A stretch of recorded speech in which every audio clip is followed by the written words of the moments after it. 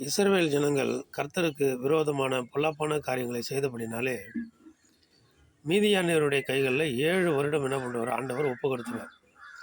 நியாயாதிபதி புஸ்தகம் 6ஆம் அதிகாரத்தில் நீங்கள் வாசித்து பார்த்தீங்கன்னா தெரியும்.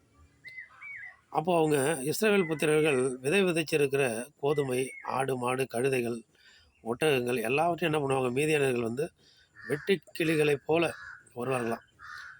எல்லாவற்றையும் சேதப்படுத்திடுவாங்க, அதை அழிச்சிருவாங்க. அப்போ ரொம்ப கஷ்டம் தாங்க முடியாமல் மீண்டுமாய் கர்த்தரை நோக்கி விண்ணப்பம் பண்ணுவார்கள், முறையிடுவார்கள். அப்பொழுது அவர் ஒரு தீர்க்கதரிசி அனுப்பி அவர்களிடத்திலிருந்து அவர்களை, இந்த பிள்ளைகளை, இஸ்ரவேல் ஜனங்களுக்கு ஒரு மீட்பையும் ஒரு விடுதலையும் கர்த்தர் கட்டளையிடுவார். இதில் என்ன செய்கிறோம்? நம்ம பார்க்குறோம், என்னதான் சில நேரங்களில் கர்த்தருக்கு விரோதமான பாவங்களையும் குற்றங்களையும் கர்த்தருடைய பிள்ளைகள் செய்து விடுகிறார்கள். தேவனும் அப்படியே விட்டு விடுவதில்லை.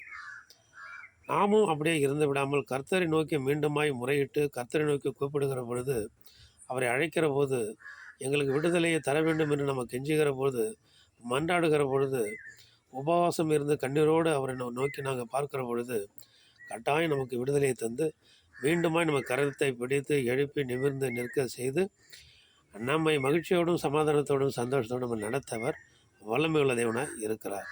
ஆமென். அல்லேலூயா.